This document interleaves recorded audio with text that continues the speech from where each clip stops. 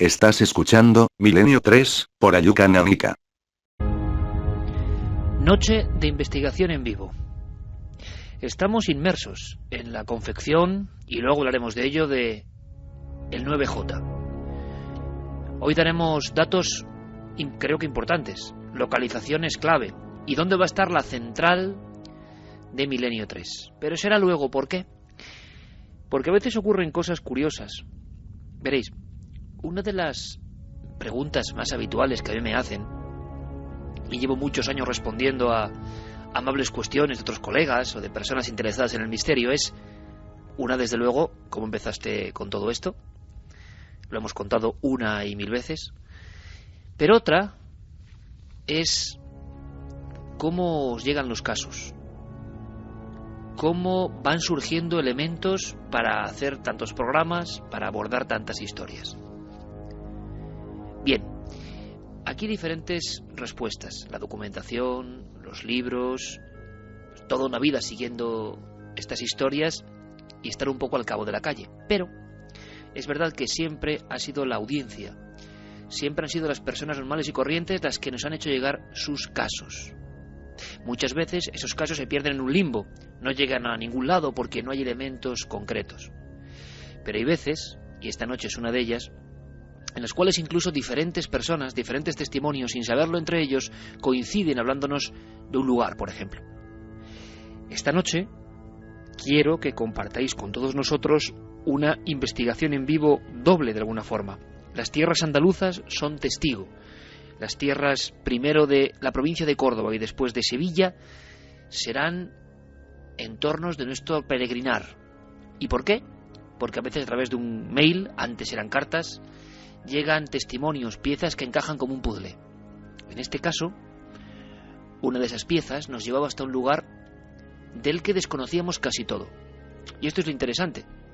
Uno lleva muchos años, el equipo también, y siempre vosotros, siempre la audiencia, sois capaces de sorprendernos, de arrojar historias, datos, elementos para la investigación que son novedosos.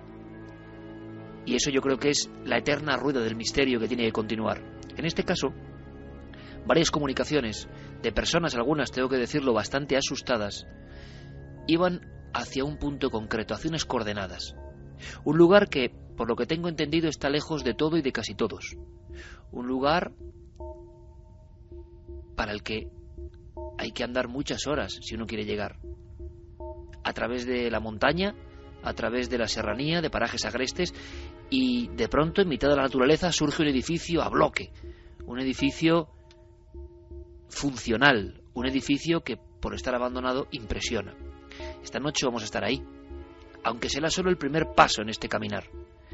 A estas mismas horas, a la 1:34, creo que nuestro compañero Javier Pérez Campos está llegando al lugar, está peinando la zona, está haciendo ese caminar, y en el propio camino, en la propia ruta, ya indicaciones, ya historias, ya testimonios que también son parte del fenómeno.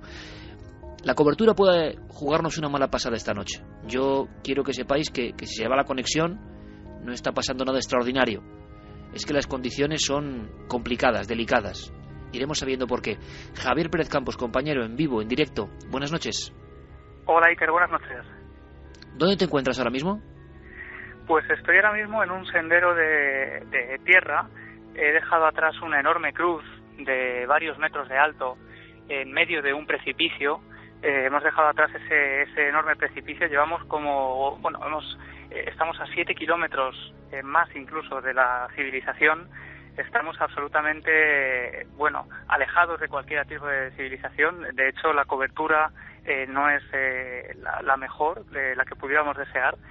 Y hemos dejado atrás una enorme cruz de varios metros llamada la Cruz del Ecijano, una cruz que fue construida precisamente prácticamente en el momento de la construcción del edificio al que nos estamos acercando en estos mismos momentos, y que ya de por sí pues tiene gran parte de historia negra, ¿no?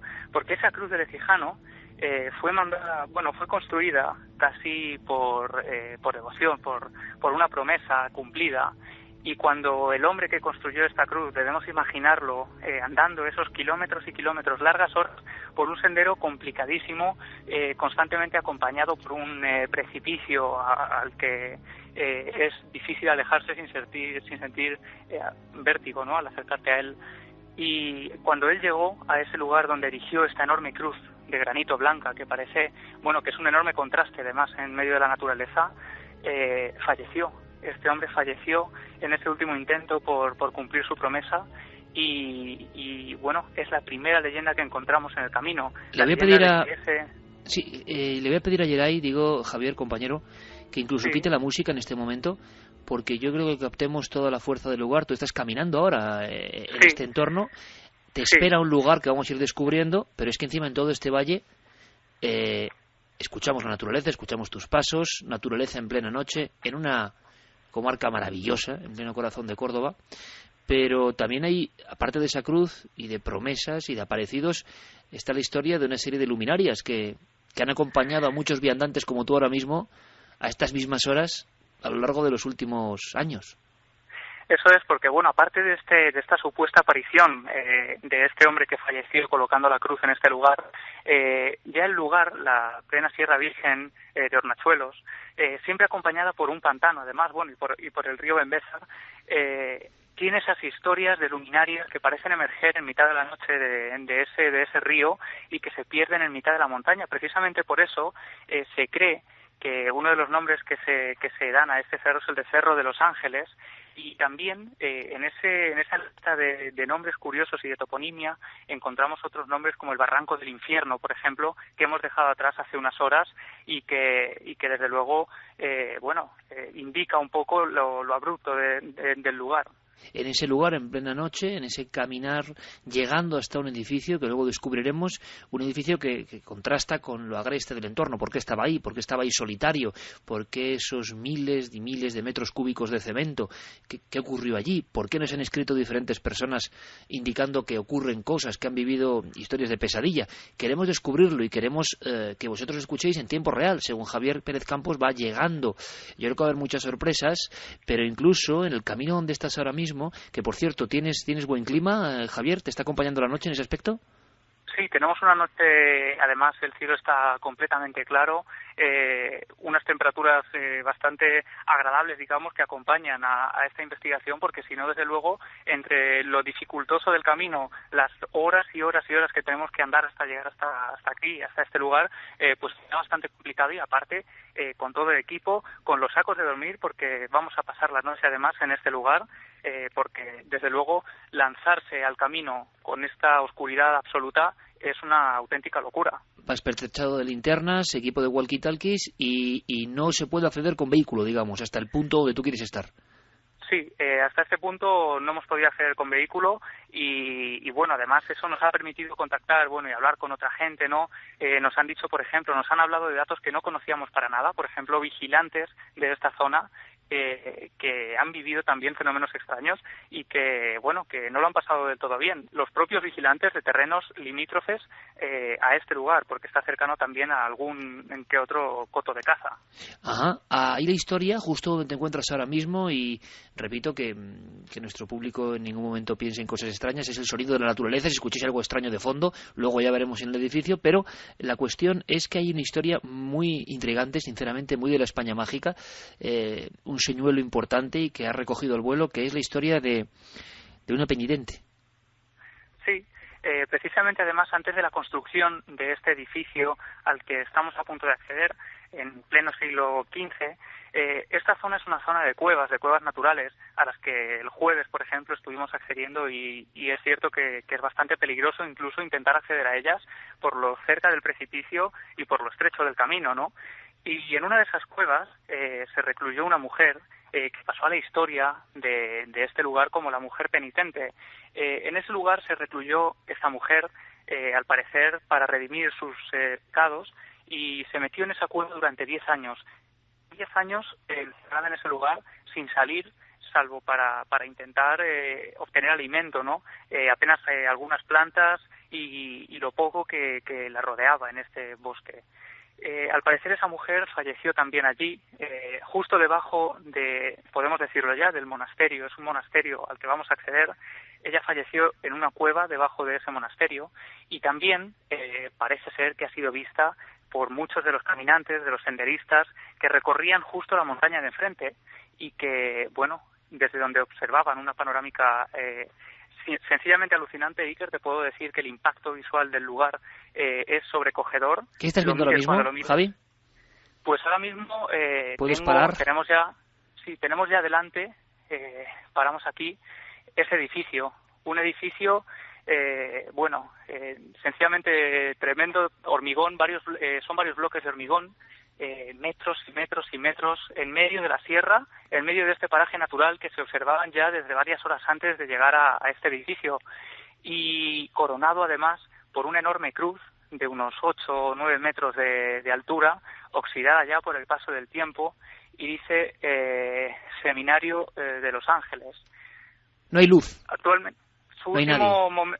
No, ahora mismo no hay absolutamente nadie. Los miembros del equipo que están aquí con nosotros y el resto totalmente abandonado, sin ningún ruido que nos haga pensar en ninguna ciudad cercana ni en ninguna persona. Y como te digo, Iker, en plena Sierra Virgen, todo verde, casi selvático, se erige este edificio, hormigón, una mole de hormigón completamente blanco y corroído por el óxido. Y son además 4 bloques diferentes de unas 8 o 9 plantas para que os hagáis una idea. 8 o 9 plantas. Sí, en medio de la sierra además, como te digo, es inconfundible la silueta de este lugar y desde luego estremecedora. Nosotros cuando la vimos por primera vez fue el jueves y teníamos la luz de la tarde todavía y era estremecedora, pero ahora mismo a estas horas, alumbrándola solo con la luz de la linterna, te puedo decir que es casi un esqueleto enorme en medio de la sierra de Córdoba. Podríamos resumir, Javier, ahora que estáis delante y que vamos a investigar en vivo, en un par de frases, lo que los diferentes testigos, las diferentes personas a lo largo de las últimas semanas habían ido escribiendo o anotando. Si tuviésemos que resumir haciendo un titular, ¿qué es lo que contaban? ¿Por qué nos hablaban de ese lugar? ¿Qué les había pasado ahí? Pues ellos habían venido aquí como senderistas curiosos que buscaban un poco un remanso de paz en la naturaleza. Algunos se lo encontraron por casualidad, para otros, sin embargo, para investigadores como Manuel Delis, que está aquí con nosotros, fue casi una obsesión, una sana obsesión el encontrar este lugar. Y muchos de ellos han vivido auténticos fenómenos extraños. Uno de los que a mí más me ha llamado la atención, porque el fenómeno parecía interactuar con los testigos, eran golpes en las paredes que parecían completamente humanos, porque en uno de los casos los testigos golpeaban las paredes como para responder y obtenían una respuesta, obtenían el mismo número de golpes que ellos habían dado. Te puedo decir, Iker, que nosotros hemos estado también esta noche en el edificio y hemos escuchado esos golpes. No sabemos, desde luego optamos, ¿no?, porque puede haber una causa natural, pero desde luego curiosos y interesantes eran. ¿Los habéis llegado a grabar, Javier? Sí, tenemos además 2 grabadoras que hemos incluso ido distribuyendo por el edificio y desde luego que se han grabado. Sonidos además de todo tipo. Esos golpes serán los que más nos han llamado la atención y que si quieres ahora te ampliaremos e incluso te contaré desde el sitio donde los hemos escuchado. Perfecto. Primera conexión, Javier Pérez Campos, compañero. Va también con otro colaborador, Manuel Delis, que también fue una de las personas que mejor ha investigado esta historia y que, como pasa muchas veces, se traza una curiosa relación entre un enclave y una persona, y sobre todo porque hay acontecimientos que yo creo que sinceramente ponen la carne de gallina a todos los niveles, nivel fenomenológico, nivel humano incluso, pero eso lo iremos descifrando a lo largo de la noche.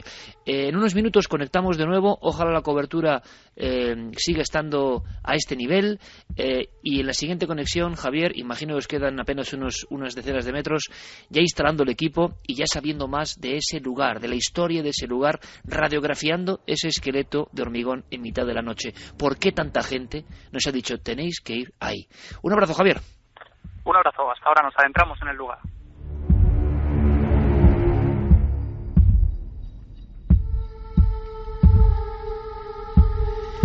Geray Martínez en la nave del misterio de los sonidos muy especiales y a veces, ¿verdad?, el mejor sonido para descomprimir, para escuchar un poco el oxígeno de la sierra es la propia nada, los pasos de nuestro compañero, y vamos a ver qué ocurre ahí dentro, simplemente con todo el sano escepticismo, pero es verdad, y tengo que repetirlo, que no conocíamos la fenología de este lugar, conocemos muchos lugares, lo sabéis bien, hemos estado en muchos sitios y este es uno nuevo y nos ha sorprendido que diferentes vías de contacto, diferentes personas, diferentes edades, diferentes profesiones y todos enlazados por algo que podríamos decir miedo, que han pasado mucho miedo, que no quieren volver. Manuel Delis sí lo hace y se lo agradecemos.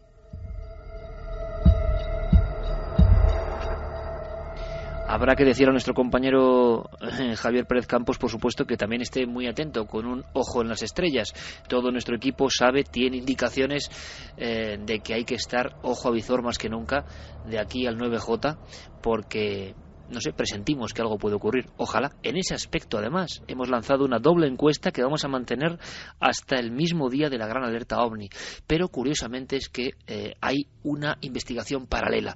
Va a ser apasionante. Carlos Largo, compañero, buenas noches. Buenas noches, Iker. Vamos a hacer una cosa primero.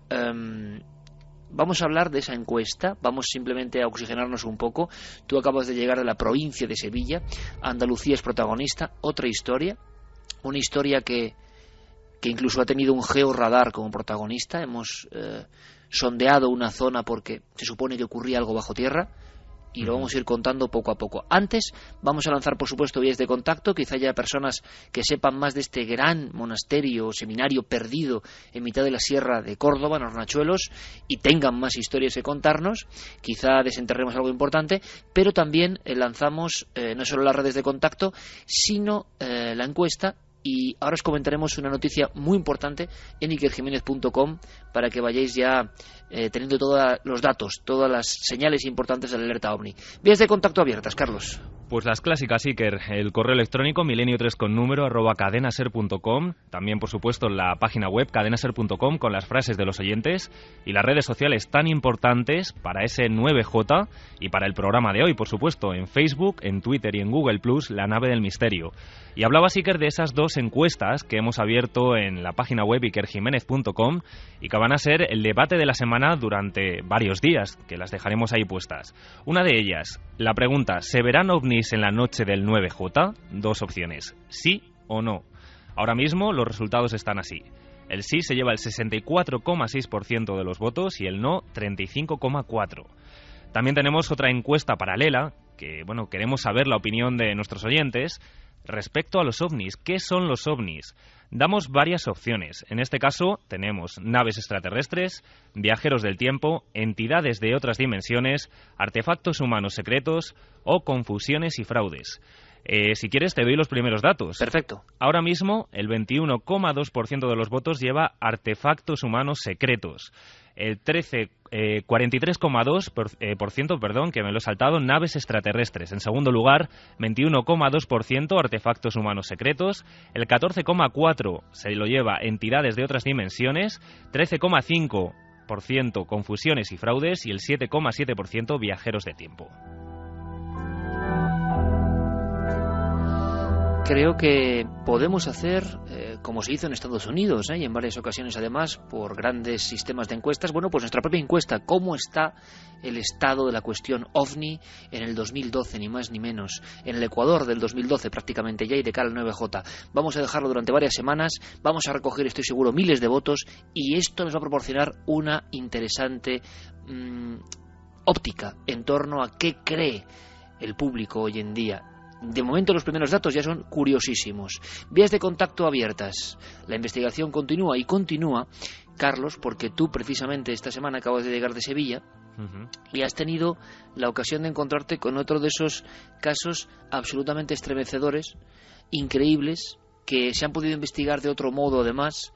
No mentía yo con lo del georradar, ¿no? Esto sería, vamos a empezar por el final, sería la última escena. El georradar, que podemos explicar qué es, buscando en un lugar donde había leyenda, misterio y fenómenos. Sí, desde luego, Iker. Esta historia nos llegaba gracias a nuestros compañeros, Pepe Ortiz y José Luis Hermida, que nos daban la voz de alerta de un lugar, en Villanueva del Ariscal, en Sevilla, donde, bueno, pues corría desde hace muchos años, desde principios del siglo XX, una historia vinculada a una casa familiar que en la anterioridad había tenido otro propietario distinto a los actuales. Actualmente esa casa es propiedad de una familia de herederos que, bueno, que la verdad es que nos han abierto las puertas de su casa. Corría una leyenda acerca de lo que tú decías, un lugar enterrado bajo tierra, una bodega, en la que había tenido lugar un atroz crimen. Un atroz crimen que desde hace muchos años se viene contando y que, bueno, que poco a poco, de leyenda, casi hemos podido transformarla en realidad, o al menos es la sensación que hemos tenido. El georradar que tú mencionabas lo hemos utilizado precisamente para localizar el acceso a esta bodega donde supuestamente ocurrió este asesinato. Lo cierto es que los resultados han sido sorprendentes.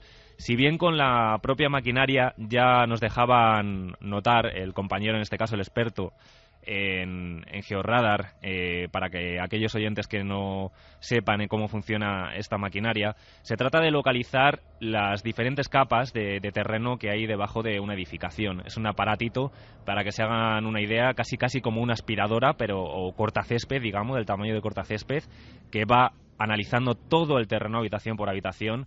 Y bueno, pues nos dejaba entrever que efectivamente había diferentes capas o diferentes tipos de tierra y que allí podría haber un acceso.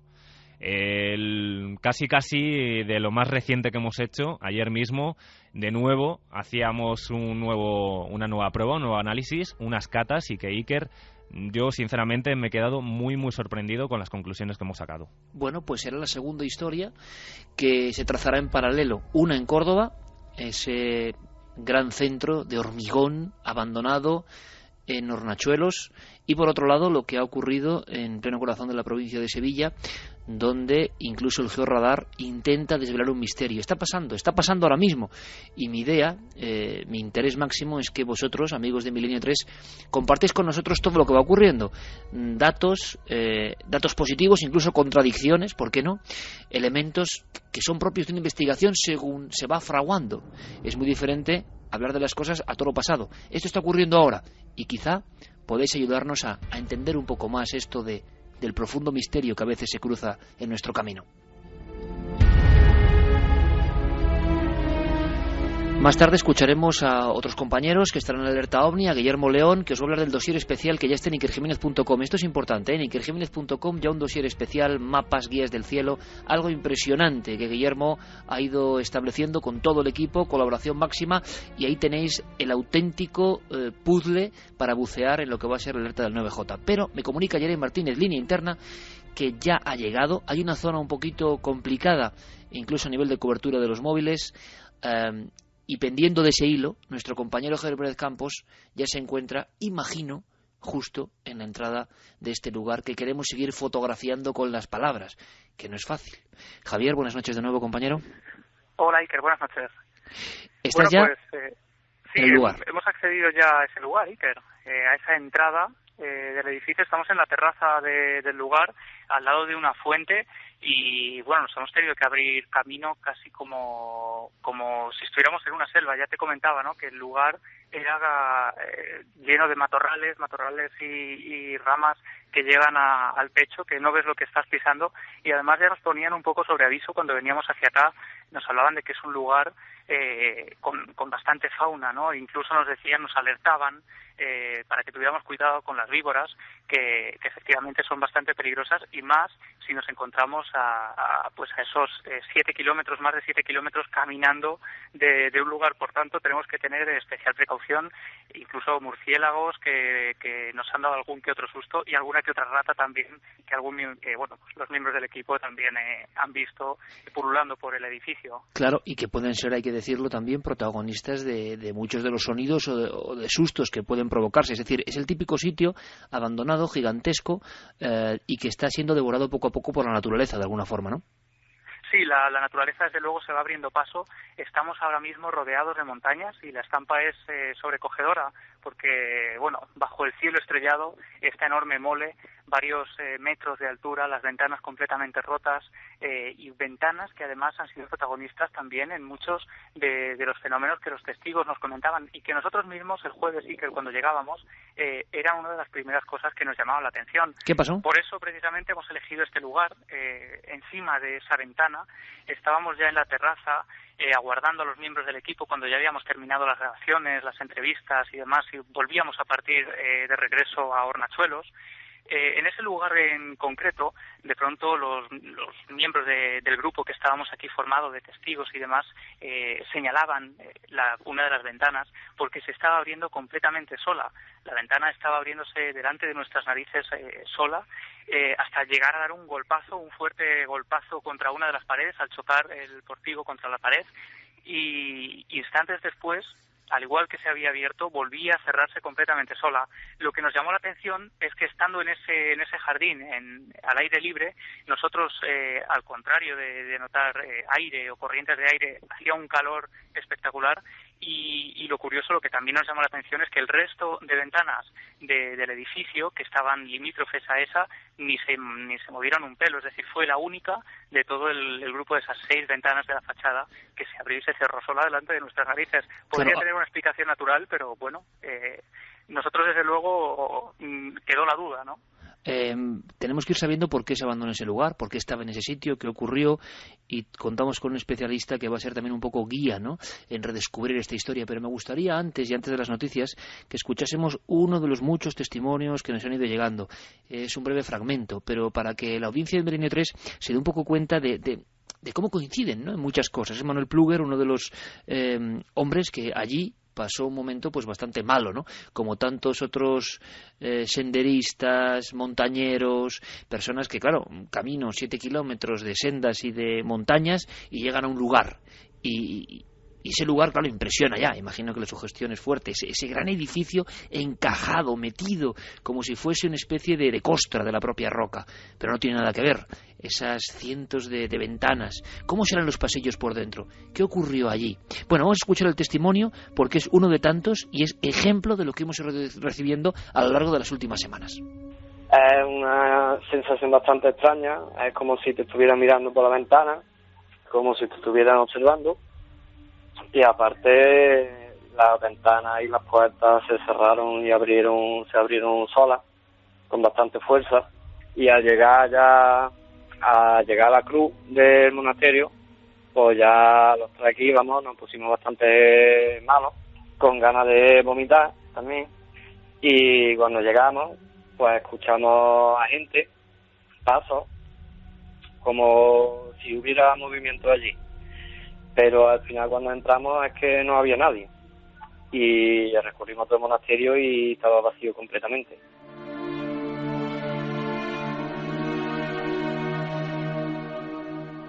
Estamos escuchando el testimonio tipo, más o menos. Otros muchos coinciden. Hablan de las ventanas. Evidentemente, quizá las corrientes internas pueden provocar algo, pero yo estoy deseoso de saber más. ¿Por qué este lugar ha centralizado tantas historias? Desde el camino, desde esos 7 kilómetros de vueltas y revueltas. ¿Por qué está la leyenda de luces, de peregrinas que se aparecen, de extrañas muertes? ¿Qué pasará en este entorno? Bueno, vamos a descubrirlo. Investigación en vivo. Dejemos un respiro, dejemos que nuestros amigos coloquen las grabadoras, que coloquen incluso las cámaras de visión nocturna. Están con sacos de dormir, van a pasar la noche ahí. Por supuesto, si ocurre algo, vais a ser los primeros en saberlo junto a nosotros. Ahora, de momento, nos marchamos con toda la información. Las noticias continúan, siguen, hay que escucharlas. Noticias del misterio en la cadena SER. Cadena SER. Noticias del misterio.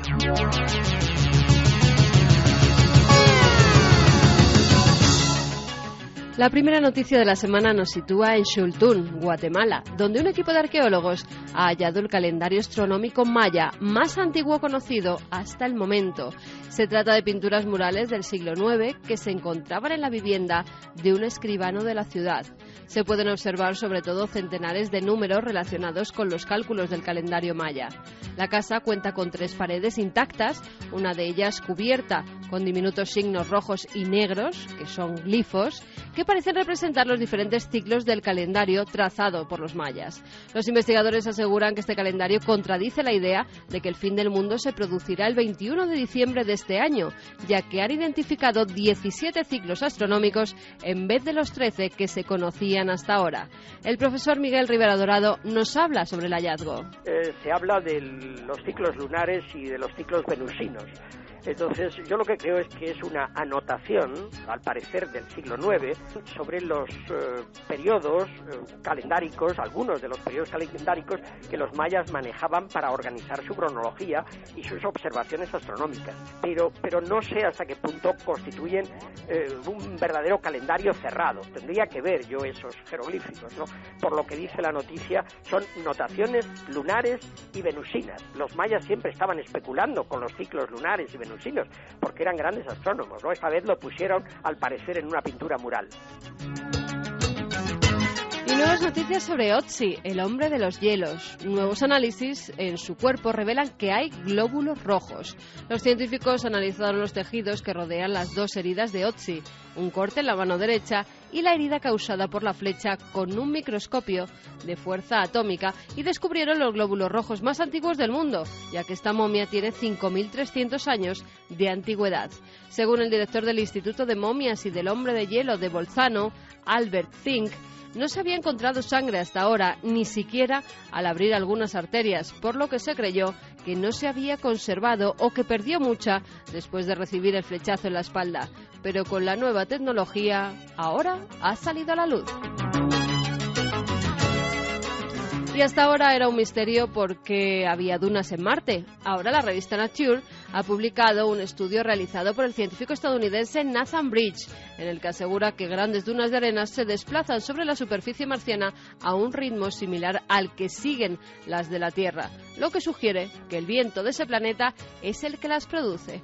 Los investigadores compararon imágenes de alta resolución tomadas con 100 días de diferencia para estudiar la topografía y cuantificar el desplazamiento de las dunas, que se observan por satélite en esa región marciana. La velocidad es similar en ambos planetas, pese a que la atmósfera de Marte es 100 veces menos densa que la de la Tierra. Alberto Jiménez, director del Observatorio Astronómico del Castillo de Borovia, aporta luz a este misterio.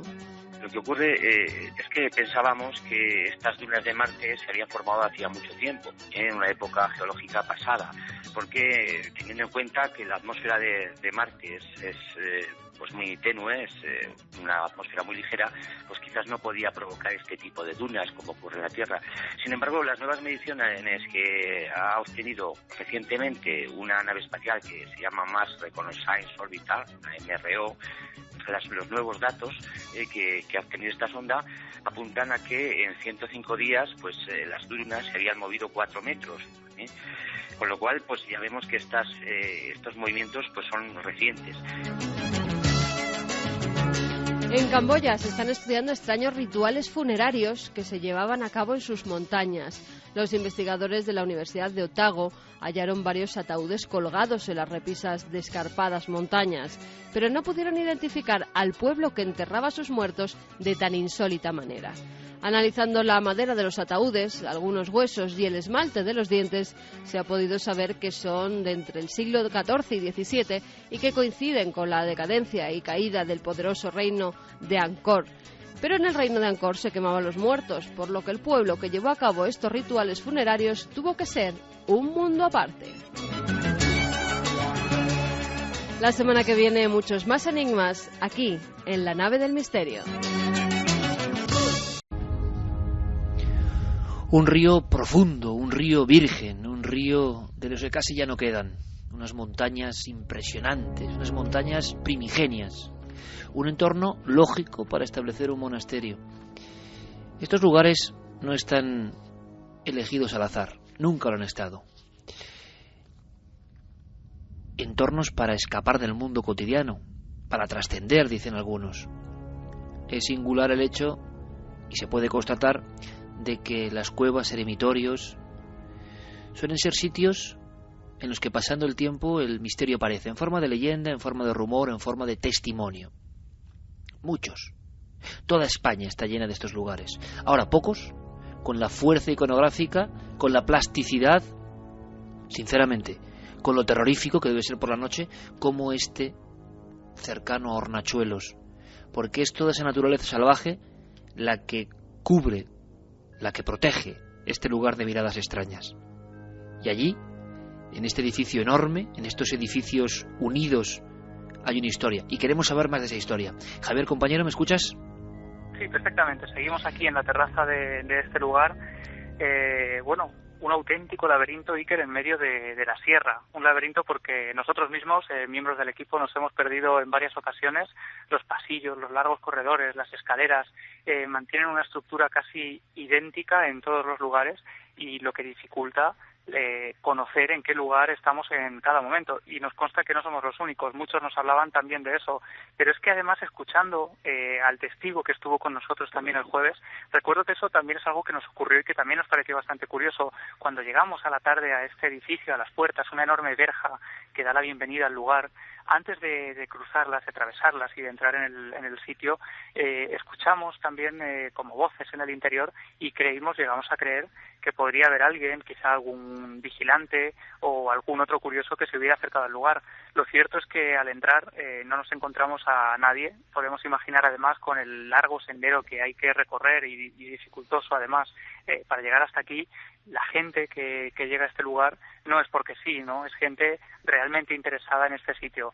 Por tanto, desde luego, cuando nos ocurren estas cosas siempre buscas la respuesta más lógica. Quizá fue el eco que en el barranco pues juega también malas pasadas, ¿no? Ese sonido. Pero bueno, una anécdota más a la investigación en este lugar. Estáis acompañados ahora mismo por la luz de las linternas, abriéndose un poco paso. Me gustaría, y le gustaría seguro a la audiencia, saber un poco cómo es por dentro el entorno. Y te acompaña un investigador que lleva mucho tiempo unido a este enclave tan curioso, tan raro, tan fotogénico también, ¿no? Sí, tenemos la suerte además de contar con él en esta investigación y en esta noche. Es Manuel Delis, que ha escrito, ha investigado muchísimo y se ha convertido casi en una sana obsesión para él, porque cuando él empezó a investigar sobre este lugar no había absolutamente o prácticamente ningún dato sobre este sitio. Sin embargo, él con valentía, digamos, se adentró en estos bosques tan cerrados y bueno, tuvo que hacer más de una visita para poder dar con el lugar. Lo cierto es que se encuentra totalmente resguardado, y si no vienes con alguien que lo conozcas, que conozca el camino y la ruta, pues es bastante fácil perderse. Por tanto, yo creo, Iker, que él mejor que yo podría hablarte además de la historia de este lugar, que además, y creo que no por casualidad, se ganó la fama de monasterio maldito. Monasterio maldito, ya con esa especie de aura, ¿no? Por cierto, que me informan compañeros, nos están llegando noticias que andéis con mucho cuidado, porque conocedores de la zona afirman, también puede ser otra leyenda, no lo sé, pero y lo dicen así, es un auténtico nido de serpientes o de víboras este lugar. Lo están contando, Iker, están llegando bastantes mensajes, así que sí que extremen un poquito la precaución. Todos incidiendo en lo mismo, ¿no? Que hay una gran cantidad, por la naturaleza, por el entorno, de víboras, ¿no? Sí, bueno, cuando nosotros veníamos hacia acá, uno de los guardias de los vigilantes de las zonas cercanas nos incidían en eso, mucho cuidado con las víboras, porque además, en caso de que sea un macho el que muerde, pues la muerte es una posibilidad más que cercana. Y además, como te digo, Iker, en este lugar tan alejado, a esos 7 kilómetros, casi 2 horas andando, caminando de Hornachuelos, y imagínate en completa oscuridad, porque el jueves regresamos a Hornachuelos ya de madrugada, solo con la luz de las linternas por ese camino. Cuando las apagábamos nos quedábamos como en medio de la nada. Por tanto, incluso ese peligro de quedarse sin pilas en las linternas, con las linternas en medio del bosque, es otro peligro real. Aún quedan sitios aislados, en este país nuestro que parece ya hiper escaneado. Manuel, buenas noches. Vamos a ver si me escucha Manuel. Buenas noches. Manuel, ¿me escuchas? Sí, buenas noches. Buenas noches, Manuel. Tú estás, digámoslo así, vinculado a este fenómeno, a este lugar, porque en cierto momento te das cuenta de que pasan cosas muy, muy extrañas. ¿Cuándo descubres, digamos, la historia misteriosa de este monasterio perdido en la serranía? Pues fue a raíz de una conversación que tuve con un buen amigo, investigador también, que es Ángel Rivero, y estábamos hablando, salió el tema de cuál sería el sitio que te gustaría investigar, pero por una razón u otra, pues no te ves capaz o es prácticamente inaccesible. Y me comentó que había un monasterio, un antiguo convento, abandonado en mitad de la Sierra de Córdoba, que no sabía dónde estaba, pero sí sabía que tenía muchísimas leyendas, el sitio era espectacular visualmente, y que la verdad merecía la pena investigarlo. Pero en ese momento él no se veía capaz. En ese momento, pues su curiosidad, digamos, que me la contagió a mí, fue cuando empecé un poco a investigarlo. Y fuiste encontrando, Manuel, pacientemente, como suele pasar esto, ha ocurrido muchas veces, ¿no? Investigadores que puntualmente, estoy recordando ahora mismo a Pruden Muguruza, a tantos y tantos otros, que de pronto empiezan personalmente, a veces en silencio y durante mucho tiempo, a ir rascando un poco la historia, ¿no? ¿Y qué empiezas a saber? Es un sitio que se abandona, ¿por qué, Manuel? El sitio donde estáis ahora mismo, que además yo no lo conozco personalmente, estoy viendo las fotografías que nos transmite Javier Pérez Campos y que me comenta Guillermo León que en tiempo real, como ocurre siempre todo en este programa, en tiempo real, intentaremos poner en nuestras vías de contacto y en las redes sociales, en Twitter, Facebook, en la web, fotos para que veáis, quienes estéis conectados, cómo es este lugar, porque es impresionante, es que hay que verlo. ¿Por qué se abandonó? ¿Esto qué era, Manuel? Sí, bueno, hay que partir de la base de que yo partía del desconocimiento. O sea, ahora mismo es fácil encontrar alguna foto en Internet, es fácil documentarse un poco, pero cuando yo empecé con esta investigación, allá por el 2008, era prácticamente imposible, o sea, encontrarte una foto o cualquier dato del lugar en Internet. Entonces, cuando empecé a investigar un poco, pues digamos que cada vez iba tras la pista, iba más cerca, y llegué sin saber prácticamente nada. Te encuentras una panorámica de lo que es el prototipo de un edificio de pesadilla, que no sabes cómo está ahí, digamos que es de vértigo, está enclavado en medio de ninguna parte, y empiezas a preguntarte por su historia. Cuando digamos que te documentas un poco más, pues te informas de que realmente tiene una historia macabra. O sea, este edificio tan grande no se abandona por casualidad. Fue abandonado por tres incendios, digamos, repartidos por su historia, y que digamos que fue lo que creó su fama de monasterio maldito, porque digamos que cuando el monasterio llegaba a su máximo apogeo, pues digamos que se volvía a incendiar, digamos, y se quedaba prácticamente en la ceniza. O sea que ese lugar, Manuel, ese lugar que tiene un aspecto como muy rotundo, ¿no? Muy recio. La historia creo que nos remonta además al siglo XV, las piedras iniciales, pero luego yo no sé si se va completando. ¿Qué pasa? ¿Que se va reconstruyendo después de cada uno de estos incendios? Efectivamente, el monasterio se fundó en 1490 por Juan de la Puebla, que fue segundo conde de Belalcázar, y digamos que en principio era lo que era un pequeño convento. Pues lo que pasa es que, digamos, las vistas del lugar, que son impresionantes, o sea, esto transmite, es la controversia, ¿no?, que transmite muchísima paz, pero a la vez el vértigo de un edificio colosal en un barranco. Esto despertó la curiosidad de muchísimos feligreses que decidieron, digamos, mudarse aquí, y acabó siendo lo que es ahora. Claro, cuando se volvía a incendiar, volvían a edificarlo, y digamos que cada vez que lo edificaban lo hacían más grande, porque digamos que cada vez más gente cogía la fama este monasterio. O sea, las personas, Manuel, querían ir allí por algún motivo, ese seminario, a ese apartarse del mundo, yo no sé si por el paraje o por lo que tuviese de desconocido, de magnético este entorno, o de telurismo, ¿no? Porque desde luego yo te tengo que decir que pocas veces he visto una estructura, parece realmente, no sé, un recuerdo de las casas colgadas de Cuenca, pero a lo bestia, en mitad de un paraje, claro, absolutamente agreste, y eso impresiona, y tenía que impresionar en su tiempo. ¿Y me quieres decir entonces que era un sitio como muy solicitado por los que iban a hacer sus votos y a iniciarse en el sacerdocio? Efectivamente, porque es un lugar que por una parte es espectacular por los riscos y las vistas, pero por otra parte es muy tranquilo. O sea, para la oración y la meditación, digamos que está alejado de ninguna parte, tiene unas vistas maravillosas, y digamos que es un sitio especial para lo que es la oración y, digamos, encontrarte contigo mismo. Eso fue lo que atrajo a la gente. Pero, ¿Y por qué desaparece, Manuel? ¿Por qué definitivamente desaparece y eso se queda como lo ha dicho muy bien Javier Pérez Campos, la imagen, un gran esqueleto de hormigón en mitad de la sierra? ¿Por qué? Pues el último abandono simplemente fue por temas económicos, porque es un edificio que, digamos, que está aislado del mundo. Además se abandonó, o sea, como último no fue monasterio, fue seminario. Fue convertido en un seminario, y digamos que mantener esto era demasiado costoso a nivel devastador, y acabó desapareciendo por eso. Pero de todas maneras, después de cada incendio quedaba abandonado por un tiempo, hasta que digamos que la gente volvía a interesarse por el sitio. Digamos que es un lugar que crea una especie de atracción-repulsión, por el hecho de estar alejado de cualquier parte, pero a la vez, una vez estás aquí, digamos que se respira paz y tranquilidad. Eso está ubicado en la montaña de los Ángeles, se llama Monasterio de los Ángeles porque la montaña, antes de que existiera ese monasterio, ya tenía fama por las apariciones de luminarias que salía del Belmésar, y se metían, según los testimonios, en la montaña. O sea que, como hemos visto, un lugar ya marcado desde antiguo por luces y por aparecidos. ¿Y cuándo te encuentras tú, Manuel, personalmente indagando? Y además yo creo que es lo que has hecho, como han hecho otros muchos compañeros, es redescubrir un poco la historia, ¿no? Y ponerla sobre el mapa. Y a partir de esta noche más. Y espero que para bien, porque sabemos que la audiencia de Milenio 3 es muy respetuosa. Tenemos otro lugar de la España mágica para conocer. Pero cuando te empieces a encontrar con testimonios como los que hemos escuchado, con personas, senderistas, alpinistas, investigadores, curiosos, que empiezan a contar que pasan cosas ahí dentro. ¿Cuándo empiezas a recopilar esa información?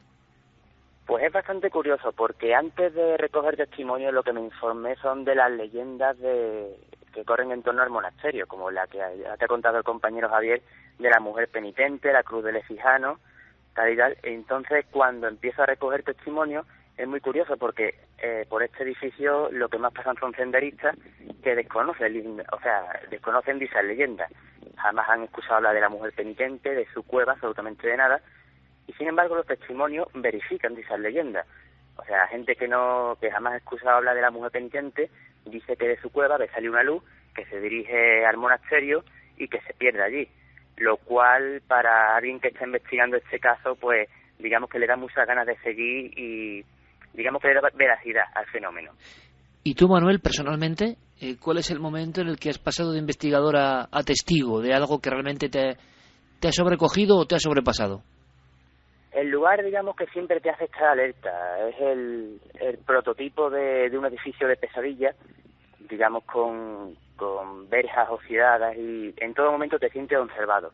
Pero cuando empiezas a sentir los resultados es cuando, digamos que en una investigación, empiezas a escuchar sonidos que ya no es sugestión.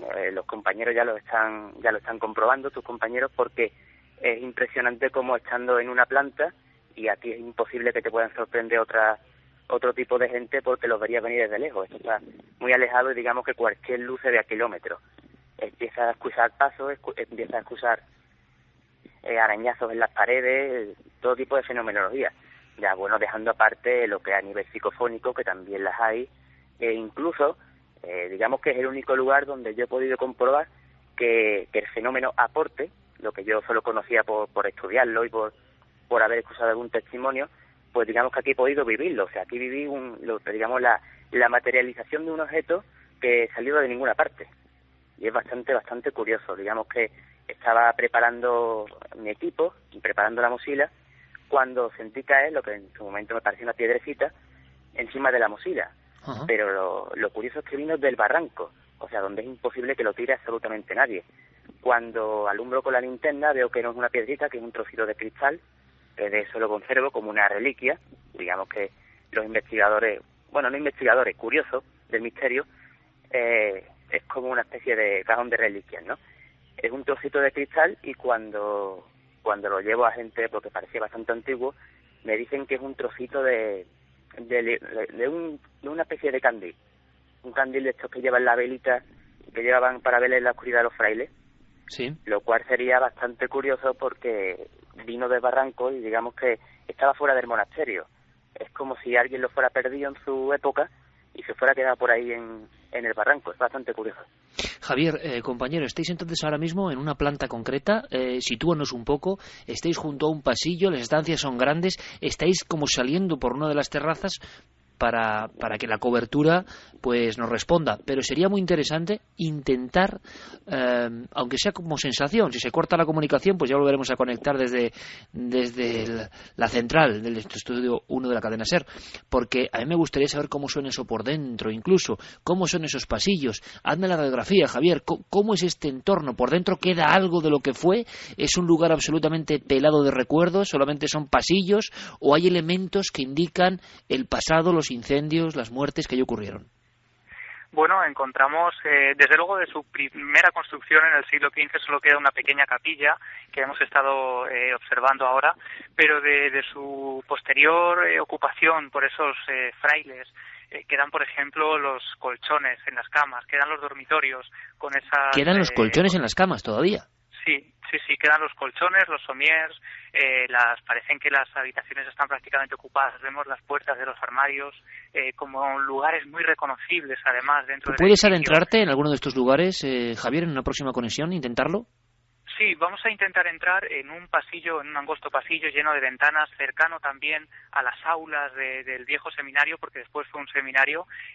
Otro de los lugares que llaman mucho la atención, porque parece que se encuentran a la perfección, son la cocina. La cocina del monasterio se encuentra perfectamente equipada con los viejos fogones, con las cámaras frigoríficas, totalmente en la oscuridad. Y luego, por ejemplo, desde luego el recuerdo de cómo este lugar ha sobrevivido a 3 incendios y con esas escenas terribles. Por ejemplo, Manuel me contaba cómo algunos de los supervivientes o de esas víctimas de los incendios, en un último intento por sobrevivir, se lanzaban al vacío del barranco para intentar apagar sus llamas en el río. Claro, porque el río pasa justo debajo de este lugar de tantos ventanales, suspendido un poco, ¿no? A horcajadas casi de la montaña.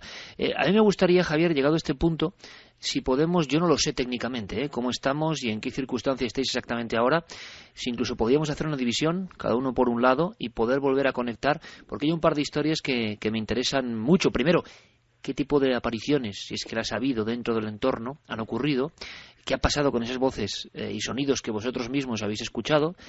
Y también sé de una historia que quizá Manuel quiera ahondar algo sin dar muchos más datos, porque sé que es una historia un poco densa e incluso un poco trágica, porque ha habido algún investigador que después, vamos a decirlo así, poco tiempo después y estando en el ámbito de esta investigación, pues falleció fulminantemente, ¿no? Imagino que eso podrá tener que ver o no con la historia del sitio, pero sí que impresiona mucho a las personas que conocen el acontecimiento.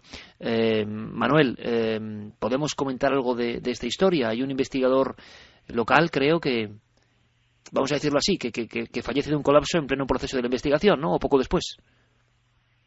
Sí, buscarle una relación es, digamos, aventurado, pero sí es curioso que un amigo investigador, pues, digamos que fue su última investigación. Yo los guié hasta aquí, se interesaron por el lugar, lógicamente por su envergadura y su historia, y la verdad es que días después de haberlo investigado y haber sacado una psicofonía bastante extraña, pues falleció de un infarto. Hombre, no es que fueran extrañas circunstancias, pero que estaba muy bien de salud y digamos que no tenía ningún problema. Y se encontraba días antes investigando en ese entorno que tú lo habías abierto un poco, en este monasterio.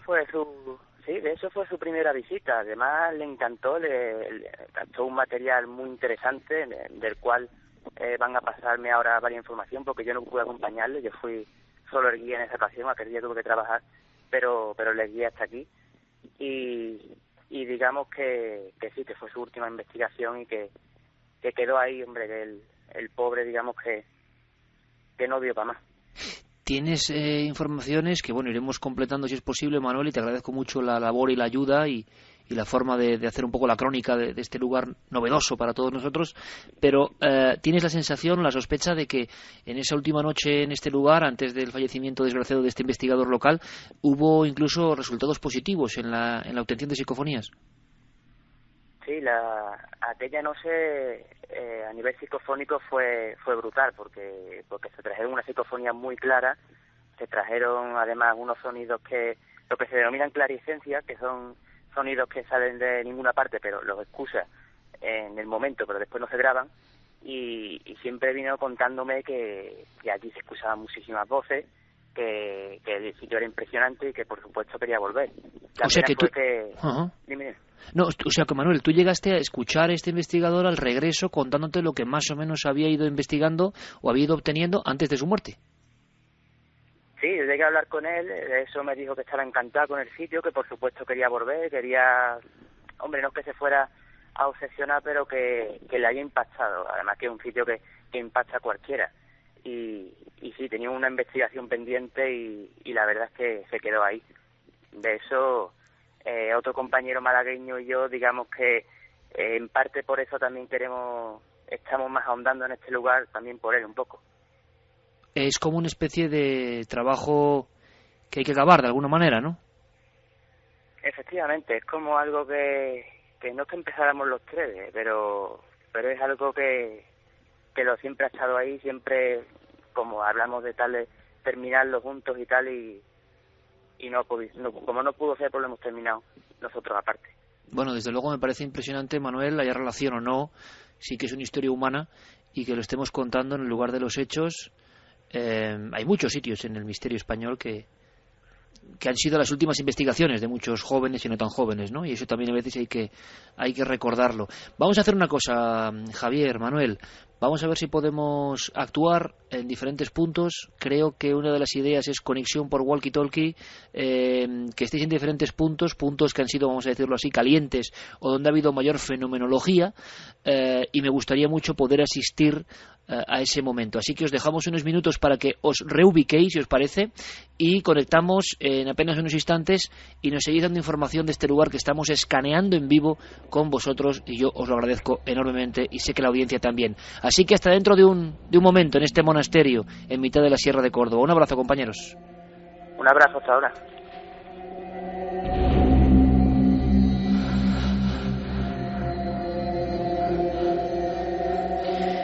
Carlos, compañero, ¿estás por ahí? Sí, aquí estamos, Iker. Vamos a hacer una cosa. Vamos a dar unos minutos de descanso a nuestros compañeros, simplemente para saber cómo continúa la investigación, aunque por supuesto si ocurre cualquier cosa, hasta las 4 en punto estaremos muy atentos, porque claro, ya esta historia de uno de los investigadores compañeros que de alguna forma tuvo la desgracia después de investigar, a veces las novelas se quedan cortas, ¿no? Con algunas historias. Vamos con mensajes, si te parece. Carlos, repetimos vías de contacto. Había muchos buenos amigos y esto es un lujo, como siempre en este programa, la audiencia que tenemos, yo me siento muy orgulloso, porque lo que hacían es, por favor, tened mucho cuidado y dar indicaciones a nuestros dos amigos allí en el monasterio esta noche. Y no solo eso, Iker, están llegando testimonios de gente que ha pasado la noche allí también y que dicen y aseguran haber vivido fenómenos muy parecidos a los que hemos escuchado. Pues será información muy interesante para la investigación en vivo de Javier Pérez Campos. Y Carlos, queremos escucharlo, claro que sí, cuéntanos. Vamos a recordar esas vías de contacto: el correo electrónico milenio3 con número @cadenaser.com, las frases de los oyentes de la página web cadenaser.com y las redes sociales, La Nave del Misterio en Facebook, en Twitter y en Google+. Por ejemplo, Eugenio Romero comentaba: la Sierra de Córdoba tiene mucho misterio, asesinatos, desapariciones, apariciones de fantasmas, incluso rituales satánicos.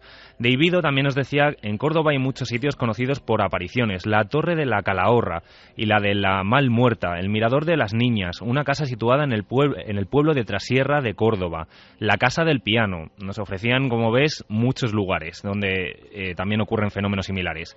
Antonio Lopera nos dice: he ido muchas veces al Seminario de Los Ángeles. Allí se escuchan ruidos raros en la cocina y en la segunda planta dicen que en las cuevas hay un tesoro. Todo el mundo parece, Carlos, que coincide en el asunto de gente como conversando, ¿no? Lo que al parecer les ha pasado para sorpresa de nuestro propio equipo en la noche del jueves. Mira, por ejemplo, Aurea también nos decía: conozco el sitio, vivo muy cerca y es un lugar tremendamente mágico. Naturaleza casi virgen en plena Sierra Morena. Muy cerca vive el llamado ermitaño, solo, como guardián de los misterios. Espero que lo hayan podido visitar.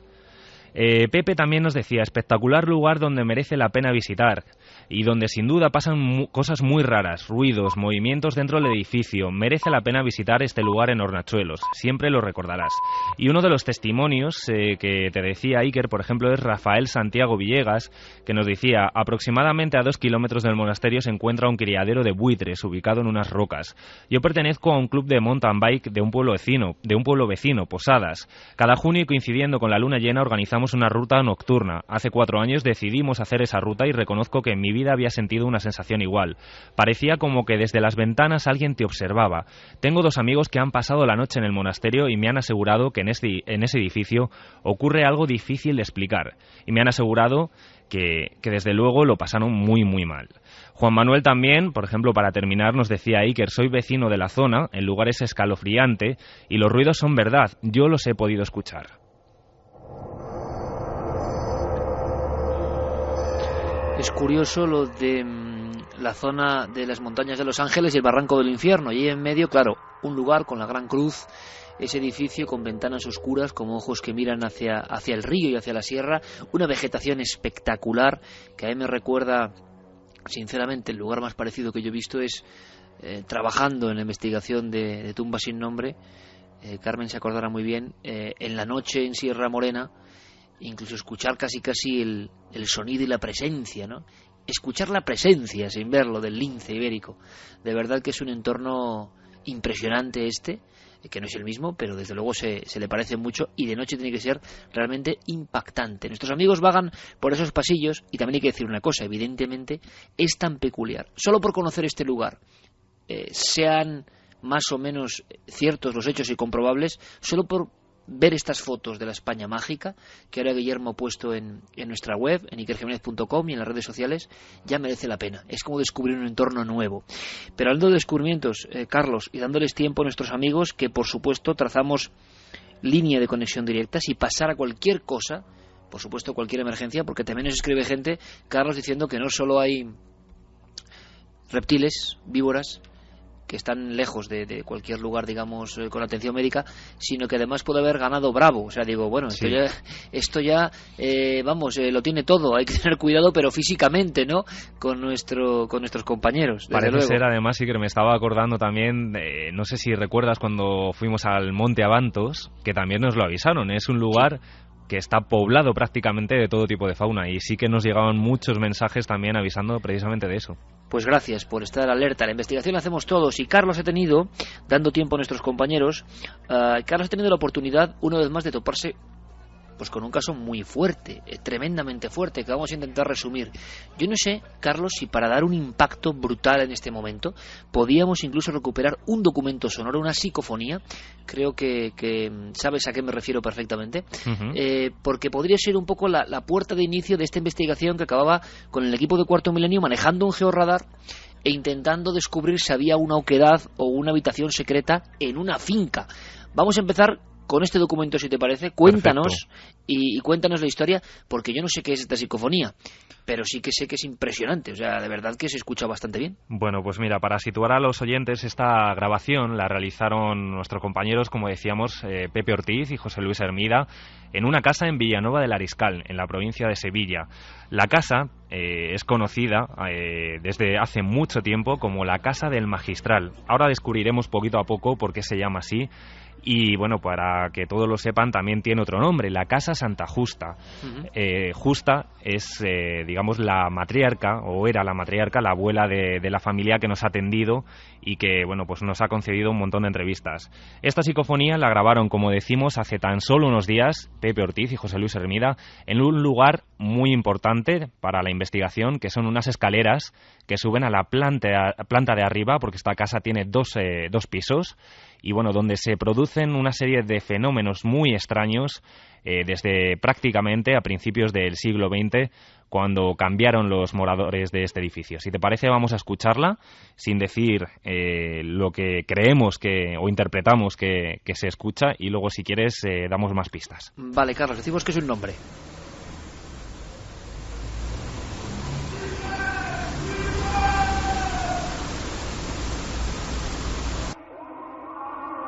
¿Está la voz repetida 2 veces, me imagino, o es así exactamente? Está repetida bueno, precisamente. Es un alarido tremendo. ¿El lugar está cercano a entornos donde alguien pueda gritar de esa forma? ¿Pasan coches? No sé cómo explicarlo, porque es que es muy clara. Tiene ese tono típico tan sórdido, ¿no?, de algunas psicofonías. Tiene ese tono, pero es que es clarísimo. Pues lo cierto, Iker, es que es un lugar que está apartado del pueblo. El pueblo de Villanueva del Ariscal pues es un núcleo que es pequeño relativamente, aunque sí que ha crecido en los últimos años. Y esta casa, como decimos, se construyó en 1906. Antiguamente solo un único camino llevaba a esta casa y estaba aislada. Actualmente se encuentra ya unida a otros chalés nuevos de nueva construcción, pero está totalmente abandonada, está apartada al final prácticamente del pueblo, y es lo que precisamente nos ha llamado la atención, que justamente cuando grabaron, nos lo contaba tanto Pepe como José Luis, lo dejaron todo prácticamente cerrado y con un silencio, que allí no pasaba absolutamente nadie, y en toda la grabación, que duró prácticamente 1 hora y media, 2 horas, no se escucha ningún ruido, algún ruido de algún coche que pasa por ese camino, pero no ninguna voz. Y esa voz además parece que tiene como reverberancia, que tiene como eco, como si estuviera en la propia casa, y nadie se puede haber colado. Dice un nombre que nosotros interpretamos cortamos. No lo digas. Vale, Quiero volver a perfecto. escucharla, por favor. Vamos a ver si Geray nos puede poner de nuevo el documento, porque ahí hay alguna psicofonía de este tipo, en plan grito o alarido. Tiene algo. Yo no sé qué tiene, pero a mí cuando lo escuché por vez primera me impresionó, sinceramente. Ahora, es alguien que se mete en la casa y grita, aunque no es un grito directamente al micrófono, es un poco más lejano. Repetido 2 veces, muy unido, pero desde luego esto no es un error en la audición. Está clarísimo el sonido. Ahora hay que saber qué es. Ocurre en esa casa del crimen y en esa casa del georradar.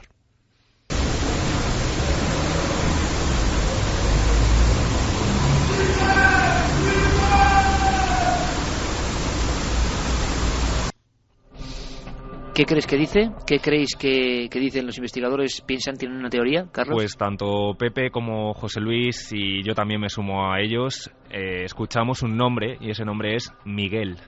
Miguel, escuchamos de nuevo, a ver si la pareidolia auditiva da su efecto o no, si alguien, pues digamos, se reafirma en lo que había escuchado por vez primera, en lo que había llegado a su cerebro, o ahora cambian de idea, ¿no? Y esto nunca se sabe si está bien o no, pero es lo que piensan los investigadores locales, Pepe Ortiz, José Luis Hermida, esos buenos compañeros, sabuesos, veteranos y que siempre están al cabo de la calle y siempre con magníficas aportaciones, y lo graban ellos directamente, y desde luego me parecen gente de absoluta confianza. Que pueda ser un error, que pueda ser no sé qué, pues no lo sé, pero dirá Miguel. Escuchamos.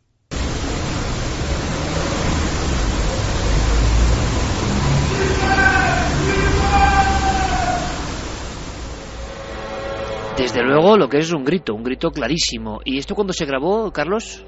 Pues esto se grabó hace unos 15 días aproximadamente. Hace unos 15 días tan solo. Sí, porque fue unos días previos a cuando acudimos allí para grabar en la casa, para el programa de televisión, para Cuarto Milenio. Ellos fueron previamente, precisamente porque miembros de la familia, hace unos cuantos años, hicieron también una grabación psicofónica por todo lo que estaban viviendo en el mismo punto, en la escalera, y lograron también conseguir resultados, tintineos de relojes como antiguos, como carrillones, voces, conversaciones que prácticamente no se entendían, y justamente intentaron reproducir la misma investigación particular que había hecho la familia, y consiguieron esta voz. En toda la grabación no se escucha prácticamente nada más. Carlos, ¿qué conexión puede haber con la realidad de un Miguel en ese entorno, con la historia de su supuesto crimen? Cuéntanos. Pues indagando, nuestros 2 amigos sí que lograron sacar ese nombre o relacionarlo con una persona que podía haber vivido en la casa. Se trata de un antiguo encargado de la finca que se llama Miguel Nevado, y del cual también incluso se ha conseguido documentación, porque allí cuando estuvimos en la casa todavía, aunque está en un estado prácticamente en ruinas, la familia sí que la conserva. Y bueno, pues hay objetos, hay muebles antiguos, incluso hay un baúl muy misterioso de un personaje que vivió en torno a 1906-1910, que se relaciona con un crimen. Y bueno, mira, por ejemplo, tenemos un corte precisamente de Pepe que nos aclara un poco más acerca de este personaje, de Miguel. Tuve que investigar también a ver si en esa casa había vivido, había prestado sus servicios a algún hombre que se llamase, o una persona que se llamase Miguel, claro está. Pues, ¿cuál sería mi sorpresa? Que allí hubo una persona, un trabajador, que se llamó Miguel Nevado. Y tanto es así, que tengo en mi poder una nota de una liquidación de un trabajo de unas 224 pesetas. Estoy hablando del año 1952. Carlos, historias del pasado, historias de trabajadores de ese lugar e historias que conducen hacia un primer crimen y un emparedamiento. Sí. Un hecho como muy siniestro, una muerte desde luego a destiempo, muerte luctuosa, emparedamiento, y a partir de ahí una serie de fenómenos que se prolongan en el tiempo, como estamos viendo casi hasta hoy. Sí, además lo primero que te puedes encontrar nada más llegar a la casa es una verja que interrumpe el paso. Allí pone Santa Justa. Como decíamos, es el nombre de una de las personas, digamos, de la matriarca de esta familia, cuyo marido compró la casa al anterior propietario y se la regaló como un homenaje, digamos, a su mujer. Anteriormente, en 1906, es cuando se construye esta casa y, bueno, pues el primer morador es un canónigo, el canónigo magistral de la Catedral de Sevilla, llamado José Roca y Ponsa. Este hombre vivía acompañado de una especie de ama de llaves, de criada, que se llamaba Dolores Sánchez, o al menos así es lo que han podido rescatar también nuestros amigos investigadores, que es como se la conocía en el pueblo. Lo cierto es que era una mujer que se relacionaba, pero pocas veces, porque únicamente iba al pueblo, como decíamos, estaba apartada totalmente la casa de lo que era el núcleo central del pueblo, pues para hacer tareas de compras, de alimentos para este canónigo. Y bueno, pues parece ser que con los años esta mujer desapareció. No se supo nada de ella en pocos días, nadie del pueblo tenía ninguna noticia. Y bueno, pues se cuenta como una leyenda, aunque sí que hemos encontrado también atisbos de realidad, de que este canónigo pues pudo un día matarla, bien por celos, se cuenta por una historia de celos o un malentendido que hubo entre ellos, y bueno, pues parece ser que decidió emparedarla viva en una bodega que había abajo en el sótano de la casa. Un sótano que a día de hoy está totalmente sellado y que es lo que hemos tratado de localizar con el georradar. En tiempo real, y esto es absolutamente increíble, pero es la verdad, o sea que la experiencia del 9J puede ser maravillosa. Guillermo León ya coloca fotografías, imágenes de la finca donde Carlos Largo ha estado investigando, acaba de llegar con todo este material, todavía en tiempo de proceso. Lo alucinante es que estos dos lugares, por un lado el barranco y el increíble monasterio de hormigón gigantesco, ese esqueleto vacío en la zona de Hornachuelos, Córdoba, también tenéis las imágenes en increaciones.com, y ahora también las imágenes de la finca El Magistral, y son dos lugares unidos por la absoluta soledad, la pátina del tiempo transcurrido, la sensación de que hay secretos.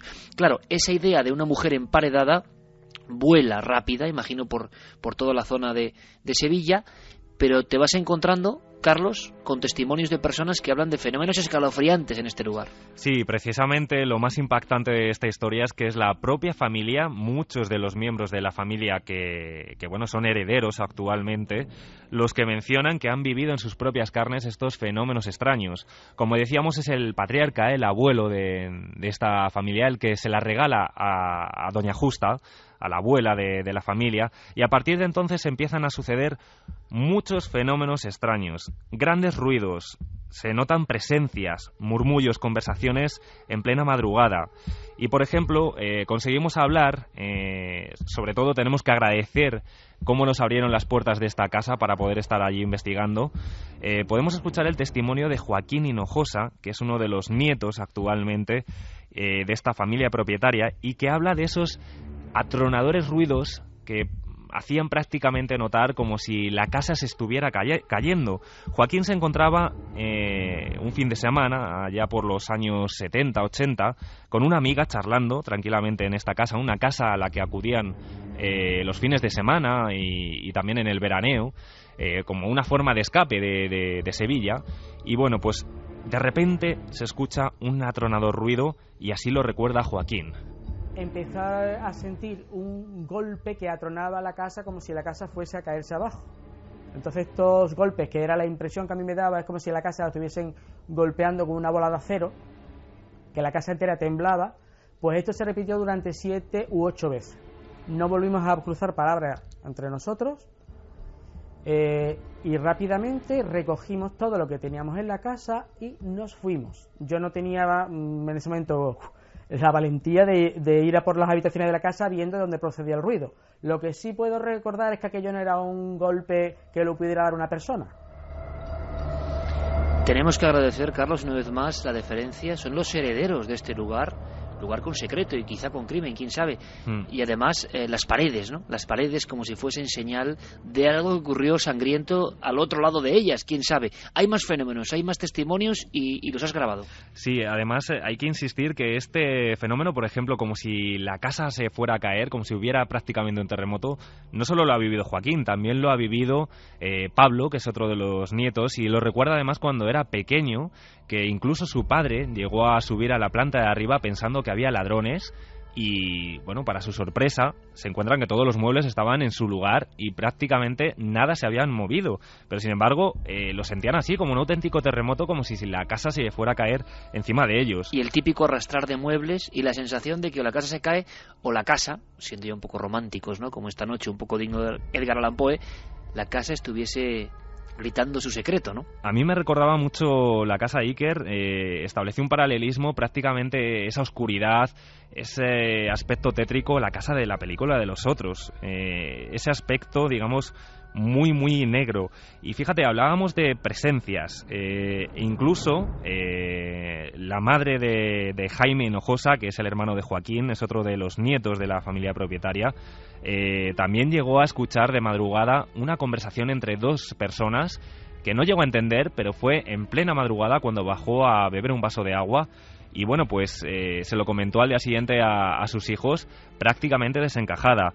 Jaime también fue la última persona que ha dormido de noche en esta casa. Como decimos, actualmente se encuentra en un estado, bueno, pues prácticamente en ruinas, y también tuvo una experiencia que nos va a relatar él mismo. Ahora le escuchamos. Yo soy la última persona que ha dormido solo en esta casa una noche entera. Y la verdad es que no lo he vuelto a hacer, porque aquella noche, cuando intentaba conciliar el sueño, noté una presencia en la habitación, como era el sonido de una respiración que no me dejaba dormir. Por mucho que intentara abstraerme de lo que estaba escuchando, no podía, hasta tal punto que me tuve que levantar de la cama, mirar en los armarios, mirar en un hueco que hay debajo de la escalera, incluso salí fuera de la casa. Diferentes miembros de una familia, los herederos, diferentes generaciones, hablando con claridad absoluta. Otro de los testimonios, decías, Carlos, que impresionante, ¿no? Y tiene mucho que ver con el mismo fenómeno que ocurre dentro de ese otro punto de investigación de esta noche, ese monasterio. Conversaciones, que esto es una de las cosas que más puede impresionar a alguien, yo creo, aparte de ver una figura, claro. Sí, entrar en un sitio y escuchar a dos personas hablando y no hay nadie.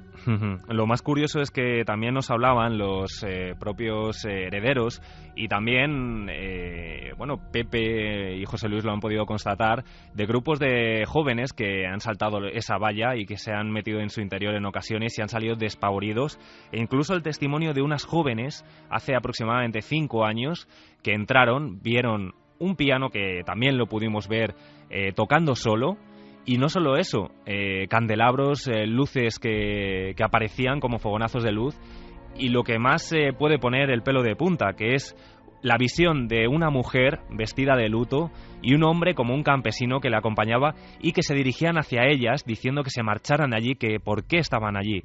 Estas chicas, bueno, nos han dado el permiso para poder contar el testimonio, pero están actualmente o han estado en tratamiento psicológico por la fuerte experiencia que tuvieron. ¿A raíz de ese acontecimiento tuvieron que recibir asistencia médica? Asistencia médica, y hasta hace muy poco tiempo han ido mejorando, porque lo tienen como un recuerdo muy, muy impactante, precisamente que esas dos figuras, esa mujer vestida de luto y ese campesino, se dirigieran a ellas diciéndoles que se marcharan. También incluso hemos podido hablar con José Antonio Castillo, que es un hijo también es el hijo de un encargado que había en la finca y que nació y creció, se crió allí en la Casa Santa Justa, la casa del magistral. Él también ha sido testigo de movimiento de objetos en la planta de arriba, una planta en la que también nosotros intentamos en la investigación probar, digamos, si se producían fenómenos. Llevamos a perros de rescate, esos perros que además tú conoces porque pertenecen a un grupo que nos acompañó también en Belchite y que se comportaron de manera muy extraña en las habitaciones de la planta superior. Pues bien, José Antonio Castillo nos habla de unos movimientos, de una mecedora, de una butaca y de una cuna que actualmente también están en la casa. Yo subía arriba, porque a mí siempre me ha traído la parte de arriba, y yo había veces que subía y esa butaca la veía moviéndose junto a la cuna de metal que había allí. Y claro, a mí me extrañaba porque allí ventanas cerradas, puertas cerradas, y que se moviera la mecedora. Y yo algunas veces pues, la tocaba, la dejaba quieta, me daba la vuelta para subir la escalera o para subir a la otra parte de arriba y empezaba otra vez la mecedora a mover. Acaba de nombrar este hombre, nombres, apellidos, testimonios, un arquetipo absolutamente clásico y que espanta bastante, ¿no? Y que las películas incluso nos han contado una y mil veces, una mecedora. Lo curioso es que estas personas son valientes y hablan, pero en cuántos inmuebles de este tipo pueden ocurrir cosas similares. Yo creo que el colofón, aunque seguimos investigando, es tiempo real, se está investigando ahora mismo de alguna manera, es descubrir ese hueco, ese lugar, ese secreto donde pudo estar enterrado este cuerpo del crimen, legendario o no. Por eso, ahora entendéis, amigos y amigas de Milenio 3, llevamos el georradar, no solo los perros, sino el georradar. Y lo que podemos decir, que no sé si se puede decir a estas horas o no, Carlos, es que el hallazgo es, vamos, puede ser casual, pero sorprendente, ¿no? Sorprendente desde luego, porque como tú decías, esta historia sí que era conocida en el pueblo de Villanueva del Ariscal.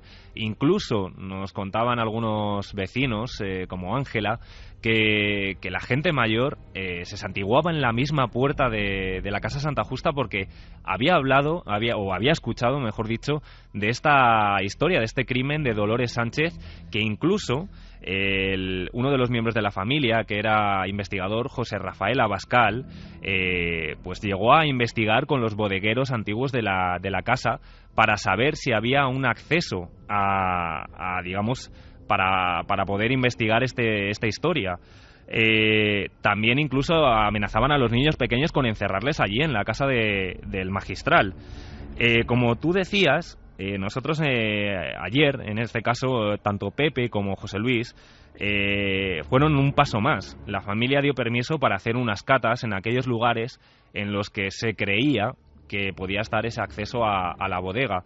Y bueno, los resultados es que, bueno, pues en este caso Jaime, que le escuchábamos, es arquitecto, junto a también un equipo grande de albañiles, de obreros que estuvieron allí haciendo distintas pruebas, extrayendo tierra, pues sacaron como conclusión que sí, que efectivamente esa tierra era diferente a la que había en otros lugares y que había un espacio diáfano antiguamente. Lo que pasa que alguien de esa familia se encargó de taparlo, pues porque conocía o sabía de esa historia seguramente.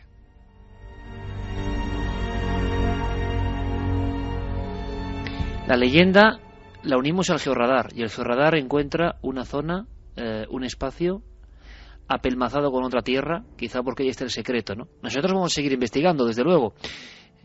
Son solo unos trazos de lo que ha ocurrido esta semana, estos días. Andalucía, 2 historias paralelas, la finca El Magistral, casi nada, con todos los componentes clásicos y personas que valientemente hablan. ¿Y qué estará ocurriendo ahora mismo en Córdoba? ¿Qué estará ocurriendo en ese gran seminario abandonado? Los 3 incendios, las diferentes muertes, la leyenda, la desgraciada historia de un investigador que se abrió al misterio por vez primera con esta expedición y luego pereció. Javier Pérez Campos, compañero, ¿me puedes escuchar? Hola Iker, te escuchamos ahora perfectamente. ¿Dónde estás? Pues nos hemos adentrado en las entrañas ya del monasterio y desde luego están pasando cosas. No sabemos si con explicación o no. ¿Están pasando cosas?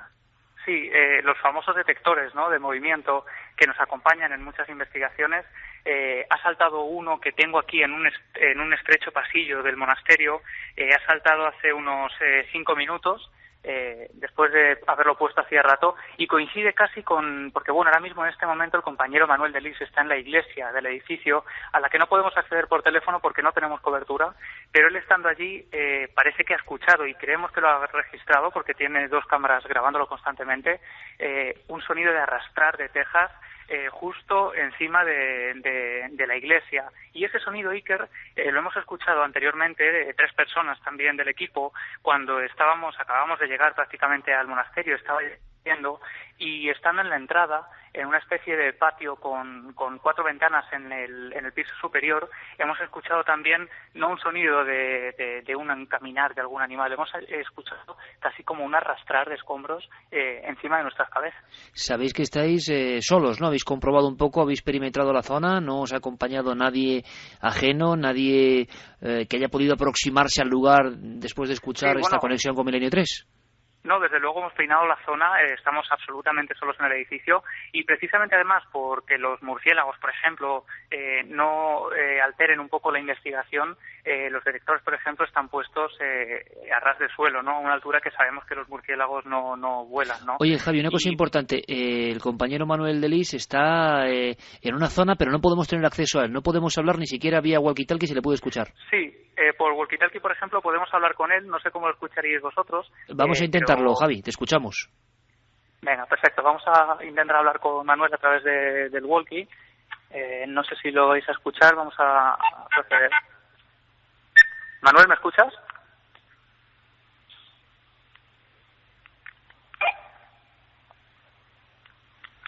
Manuel, ¿me escuchas?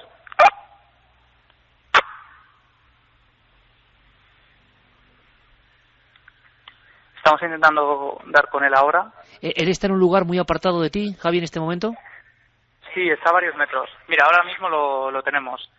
Escuchamos. Manuel, ¿nos escuchas ahora mismo?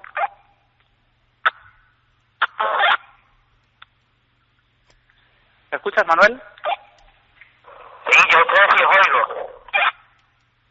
Pregúntale, Javier, perfectamente, pregúntale, no sé si me escucha directamente o si no se lo preguntas tú, Javier, en esta conexión triple en mitad del lugar. Él está en la cripta, en la iglesia.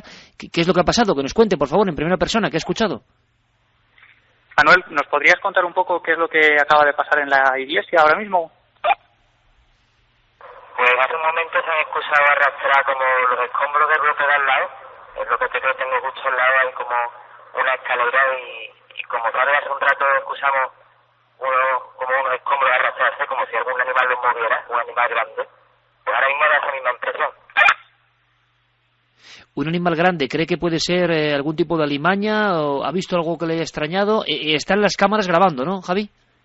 Sí, las cámaras están grabando además en todo momento y bueno, no sabemos si puede tratarse de algún animal. Le pregunto si quieres... Pero pregúntale si puede acercarse al lugar exactamente con el walkie-talkie y puede examinar. Me dice que se siguen escuchando justo ahora mismo. A ver, que abrimos comunicación, por favor. Eso es. Por favor, Manuel, ¿puedes abrir ahora mismo el walkie a ver si podemos escucharlo?